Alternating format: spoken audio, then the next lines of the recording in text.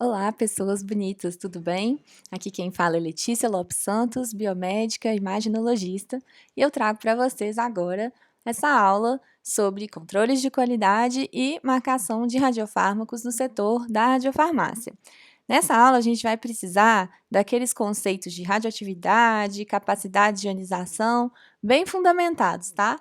Então, se você ainda não viu as aulas anteriores, que têm esses conceitos bem explicadinhos, vou deixar um link aqui no card, no canto superior direito.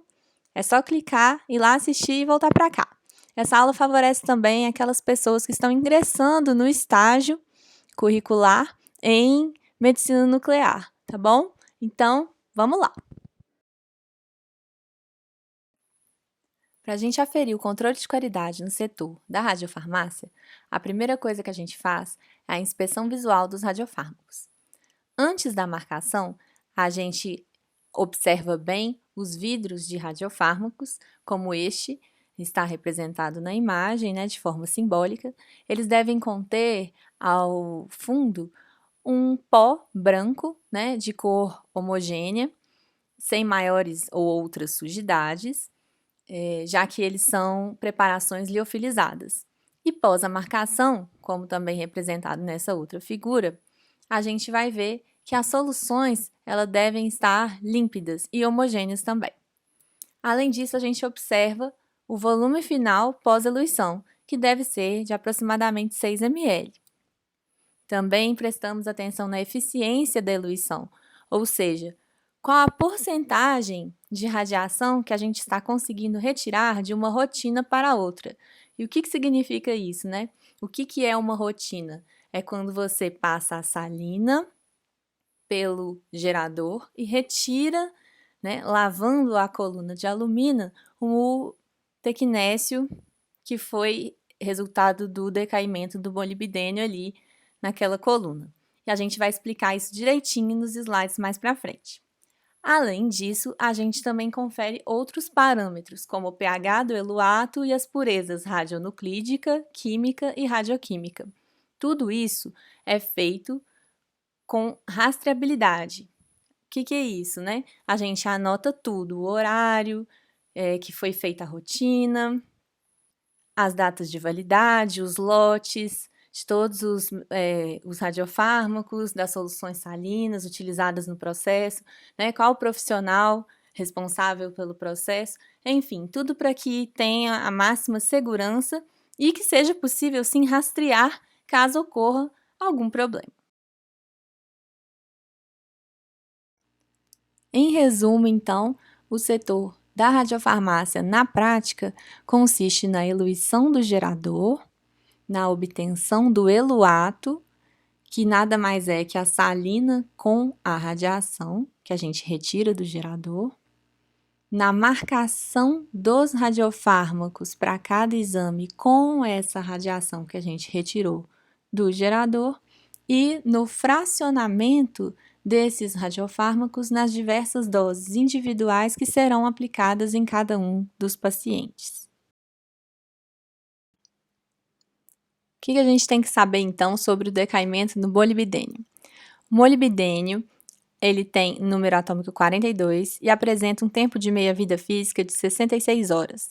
Ele é o radionuclídeo pai responsável por emitir, né, através do seu decaimento beta-, o tecnécio que a gente usa na realização dos exames da medicina nuclear. Ele fica adsorvido numa coluna de alumínio no interior do gerador, que é o que a gente está vendo em azul nessa imagem no fundo do slide, fica protegido por essa blindagem de chumbo externo do gerador. Então, nesse decaimento beta-, ele tem um excesso de nêutrons no núcleo. Então, a cada nêutron emitido pelo molibdênio, ele gera um próton, um négatron e um antineutrino. Como ele gera um próton, ele vai produzir, né, ele vai decair produzindo o tecnécio 99 de número atômico 43. Aproximadamente 87% desse decaimento beta gera o tecnécio 99 metastável, com tempo de meia-vida de 6 horas, que é o que a gente utiliza para fazer os exames na clínica, e 13% desse decaimento beta produz o tecnécio 99, que não nos interessa na clínica. E ele tem uma meia-vida muito longa, de 2,1 vezes 10 a 5 anos. Ou seja, a gente nem vai estar vivo para ver esse decaimento acontecer. Então, aqui eu trouxe uma imagem do gerador de tecnécio fechado do lado direito e cortado ao meio aqui no lado esquerdo, né? Então, para vocês verem o interior desse gerador. Então, nessa imagem onde ele está cortado, a gente pode ver a blindagem de chumbo interna, né, representada nessas partes prateadas, e esse cilindro central branquinho com umas partes prateadas também é a coluna de alumina.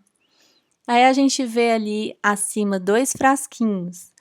O frasquinho com a abertura mais estreita seria o frasquinho da solução salina que a gente coloca. E o frasquinho com a abertura mais larga seria o frasco de vácuo, porque ele entra com uma blindagem de chumbo, já que nesse frasco vai ser colhida, vamos dizer assim, a radiação, né, junto com a salina. A gente encaixa o frasco de vácuo, a gente estimula a salina a percorrer a coluna de alumina e lavar o tecnécio que já foi resultado do decaimento do molibdênio. Nesse processo de lavagem do tecnécio da coluna de alumina, pode-se então obter o que a gente quer, que é o tecnécio 99 metastável, né? Aqui é o pertecnetato, porque ele já está combinado com a solução de cloreto de sódio. A gente pode obter aquele outro tecnécio, que não é o que interessa para a gente, que tem meia-vida lá de 2,1 vezes 10 a 5 anos. A gente pode também retirar nessa eluição um pouquinho de molibdênio 99 e também a alumina. Ah, mas como assim, Letícia? Bom, no próprio transporte do gerador, que é muito pesado, afinal de contas ele é blindado com chumbo, pode ocorrer alguma batida, enfim, o próprio transporte dele normal, né, da fabricação até a chegada na clínica e na própria clínica, porque a gente usa um sistema de roldanas, já que isso é muito pesado para transportar ele para dentro da radiofarmácia e colocar ele em cima da bancada para poder trabalhar. Isso pode gerar o desprendimento tanto desse radionuclídeo pai quanto de alguma porcentagem da alumina da coluna. Então, existem controles de qualidade para medir isso, né? Essa quantidade dessas duas outras espécies que a gente não quer, que não são de interesse da gente recolher no nosso eluato, apesar de que isso pode acontecer. Então, 2 controles, né? O controle radionuclídico. A palavra radionuclídico lembra radionuclídeo, né? Então, esse controle verifica a presença de molibdênio 99 no eluato, ou seja, ele verifica a presença de outro radionuclídeo que não seja o tecnécio 99 metastável, que é o que a gente quer. Existe uma legislação e o limite máximo permitido é de 0,0015 microquirris de molibdênio para cada 1 miliquirris de tecnécio 99 metastável. Esse controle é realizado a cada eluição do gerador no curriômetro, que é esse aparelhinho que está no fundo do slide. Ele é uma torre de chumbo, né, vazada no meio, onde a gente coloca o eluato para ser medido, e esse tecladinho que tem, é como se ele fosse uma calculadora de radiação. E ele faz todo o processo de contas para nós, o que otimiza muito o processo. E tem que ser realizado esse controle a cada nova eluição do gerador. Então, se vai ter uma rotina de manhã e vai ter uma rotina à tarde, você vai verificar nas 2 vezes se há a presença do molibdênio no eluato e quanto foi encontrado dessa presença. Porque caso seja encontrada acima do limite máximo permitido, esse eluato não está apropriado para uso para poder fazer composição dos radiofármacos e serem aplicados no paciente. Até porque isso gera uma interferência na qualidade tanto da marcação dos radiofármacos quanto na qualidade da imagem, porque quanto menos tecnésio 99 metastável, menor a qualidade dessa imagem.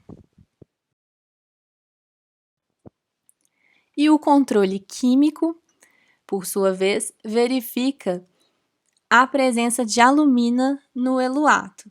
Então, o controle químico vai verificar a espécie química que não tem radionuclídeo, tá bom? Porque esse alumínio aqui não é radioativo. Então, a quantidade máxima permitida é de 10 microgramas por ml. É feito esse controle através de um método colorimétrico. Então, a gente pinga uma gotinha de um padrão, e aí aqui na imagem vocês podem observar, esse padrão, ele deve ser sempre mais escuro do que a gotinha que a gente pinga do lado dele, que seria da amostra do eluato. No caso aqui tá certinho, né? O padrão ficou bem mais escuro do que a gota que a gente nem enxerga do eluato. E esse controle químico da alumina, ele é realizado apenas uma vez por semana, que é quando o gerador é recebido. Porque para a alumina estar presente, geralmente é depois da colocação do gerador em cima da bancada, então a gente não precisa se preocupar com isso. Por que a gente faz, então, a marcação com o tecnésio, né? Aproximadamente 90% dos radiofármacos na clínica são marcados com o tecnésio 99 metastável. Ele tem alta disponibilidade, até porque a gente consegue pegar, né, esse tecnésio que a gente deseja do gerador. Então, a gente não fica dependendo de fontes externas. Você tem o gerador, você programa os seus horários de eluição, né, de rotina, e colhe o tecnésio que você precisa para marcar os seus radiofármacos a partir daí. Ele tem um tempo de meia-vida de 6 horas, então ele é curto, e isso é muito bom porque você expõe pouco o seu paciente à radiação. Ele emite fótons de 140 kV, o que são fótons de baixa intensidade e que propiciam uma boa qualidade de imagem. Isso também garante uma baixa taxa de exposição para o paciente na hora da realização do exame. Além disso, a gente sabe que o tecnésio 99 metastável liga-se a grupos doadores de elétron, as carboxilas, as hidroxilas, as aminas e grupos que tenham enxofre. E o pertecnetato, que é o que a gente obtém no eluato e que nos interessa, ele não é reativo, ele apresenta um NOx igual a mais 7. Então, ele precisa ser reduzido, né, por cloreto de estanho ou borohidreto de sódio. Então, como é que funciona o processo de marcação? A gente tem o eluato, que vai ser colocado em contato com o radiofármaco, que é esse frasquinho que vem para nós lá na clínica. E nesse frasquinho, a gente tem o fármaco, que no caso é a solução química que vem liofilizada, né, em forma de pozinho branco dentro desse frasquinho, e que vai endereçar a radiação do eluato para o órgão-alvo, além do fármaco direcionador do radioisótopo presente no eluato, a gente encontra nesse frasquinho um agente redutor, e geralmente é o cloreto de estanho. Então, esse agente redutor, a função dele é reduzir o pertecnetato de sódio. Então, ele vai ser dissociado, né? E o tecnécio 99 metastável vai se ligar ao fármaco a partir dessa redução. Então, a gente vai obter esse que é o radiofármaco, que é o que a gente deseja, que é o tecnécio 99M ligado ao fármaco. A gente vai obter também, no processo de marcação, a gente pode obter, né, a sobra do pertecnetato, ou seja, aquele tecnécio que não foi reduzido. E aí, ele não foi reduzido por quê, né? Porque o agente redutor, ele não foi capaz de exercer a sua função. Então, é porque tinha presença de oxigênio. Então, a gente pode enumerar algumas causas. Esses vidrinhos, geralmente, eles vêm lacrados e com vácuo. Então, será que o vácuo não estava comprometido? Será que isso foi por conta do acondicionamento desse radiofármaco? Porque houve, de fato, uma ineficiência da marcação. Porque a marcação, ela exige que seja reduzido o tecnécio para que aconteça essa ligação ao fármaco. E a gente pode obter também nesse processo o tecnécio combinado ao O2. O TCO2 é o tecnécio que foi reduzido, mas ele não se ligou ao fármaco. Então, ele se ligou a quem? Existia um excesso de estanho, de cloreto de estanho, ou um excesso de água, porque esse O2 ele vem daí. Essas duas espécies, o TCO4-, o pertecnetato, que é do material de partida, o excesso do material de partida, e o TCO2, eles são considerados impurezas, porque a gente não deseja que eles estejam em alta proporção no processo de marcação. Afinal de contas, a gente quer obter o tecnécio 99M ligado ao fármaco, que é o que a gente vai utilizar no exame para ter uma boa qualidade de imagem. Então, isso vai ser analisado no controle radioquímico.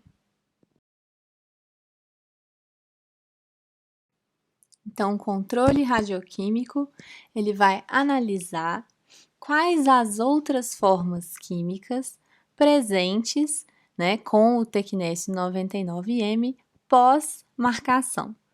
Então, em que proporção essas outras formas do tecnécio estão presentes? Ele é realizado a cada vez que se marca um radiofármaco diferente para cada radiofármaco marcado. No fundo do slide, a gente tem uma foto em que a gente pode observar. Tem lá 3 radiofármacos, um quase não aparece ali. E o controle radioquímico é justamente feito nessas cromatografias de camada delgada. A gente sabe que a pureza radioquímica, que é o outro nome que a gente utiliza para o controle radioquímico, ou seja, a soma das impurezas de TCO4- e TCO2 tem que ficar abaixo de 10% no processo de marcação. E é isso que a gente vai ver no próximo slide. Como que a gente avalia esse controle. Então, vamos falar um pouco de como a gente realiza esse controle radioquímico. Ele serve, então, para quantificar a proporção de impurezas, tanto de tecnécio 99M O4- e tecnécio 99M O2 pós-marcação. E essas impurezas não podem exceder 10%, ou seja, essa pureza radioquímica tem que ser superior a 90% para que a marcação seja bem sucedida e possa haver utilização desse tecnécio para os exames de medicina nuclear. Então, por exemplo, quando a gente fala que a pureza radioquímica do MIB foi de 96%, a gente quer dizer que 96% das moléculas de tecnécio 99 metastável, aquelas que estavam no eluato, se incorporaram ao radiofármaco MIB. Então, a gente tem as fitas cromatográficas. Uma delas a gente vai colocar em um solvente apolar, como a acetona, a butanona ou o metanol. E outra delas a gente vai colocar em um solvente polar, que é simplesmente a salina, a água. Então, a gente vai pingar uma gotinha do que a gente marcou, né? E essa gotinha do radiofármaco marcado, ela vai migrar ao longo desse papel da cromatografia, nos 2 solventes que a gente vai colocar depois, tá bom? E aí, o que acontece? No caso aqui, a gente vê que essa migração vai indicar para a gente aonde estão essas impurezas e como fazer a continha do excesso. Então, atenção que o que eu vou falar agora vale para as 2 fitas cromatográficas, tanto para a do solvente apolar quanto para a do solvente polar. Então, geralmente, o TCO2, ele nunca migra. Então, ele vai ficar sempre lá embaixo, aonde houve o ponto de aplicação do radiofármaco, porque ele é um colóide e ele tende a migrar para o fígado e baço se for injetado no paciente em excesso. Então, o radiofármaco ele não vai conseguir fazer a imagem a que ele se propõe, porque essa impureza vai levar ele para o fígado ou baço. E o TCO4-, que seria o excesso do material de partida, como a gente viu, ele sempre vai migrar para o polo superior da fita, oposto ao polo de aplicação do radiofármaco marcado, porque ele possui a carga negativa e afinidade pelo papel da cromatografia, que é feito de sílica. Esse TCO4-, ele no organismo migra para a tireoide e estômago. E, inclusive, a gente pode usar o eluato puro para fazer imagens da tireoide, sem precisar marcar com nenhum radiofármaco. Então, quando a gente pega, no caso desse fármaco aqui, que a gente vê na primeira fita do solvente apolar, ele não migrou ao longo da cromatografia, porque o solvente é apolar. Então, o fármaco é o quê? Polar. Se ele não migrou, é porque ele não consegue interagir com o solvente. E no outro papelzinho, se o fármaco é polar, ele vai migrar, porque ele está na salina. Então, ele vai ficar na parte superior da cromatografia. Ah, Letícia, como é que eu sei quando o fármaco vai ser polar ou apolar? Justamente observando isso, se ele migrar ou não. Só que isso acontece de uma maneira invisível, porque o fármaco ele é incolor. Então, como é que você vai avaliar isso? Geralmente, a gente já sabe quais fármacos são. Então, por exemplo, o MDP, que a gente faz, cintilografia óssea, ele é um fármaco polar. O Cestamib, por exemplo, é um fármaco apolar. Então, já existem protocolos para cada radiofármaco existente de qual é a extremidade de qual fita, polar ou apolar, que a gente tem que cortar a medida, né, a distância da extremidade que a gente tem que cortar. Tudo isso fica disponível lá no setor de radiofarmácia para a gente não errar nesse controle de qualidade. Porque, de qualquer forma, o que interessa é a gente observar que sempre, como a gente faz as 2 cromatografias para um mesmo radiofármaco, a gente vai pegar a parte superior de uma e inferior da outra e então vai fazer as continhas. No caso desse exemplo especificamente, em que o nosso fármaco é polar, a atividade superior da parte apolar da cromatografia, somada à atividade inferior da parte polar, vai ter que representar 100% da atividade. E aí a gente então obtém a pureza do radiofármaco, que é 100%, que é o que a gente gostaria de ter, menos a soma das impurezas, que tem que ser maior que 90%. Essas 2 extremidades das fitas são medidas naquele aparelhinho, que é o curriômetro, e ele já desconta o valor de background. O que é isso? É o valor da radiação de fundo que está ali na bancada enquanto a gente faz essas aplicações nas fitas, faz a marcação do radiofármaco.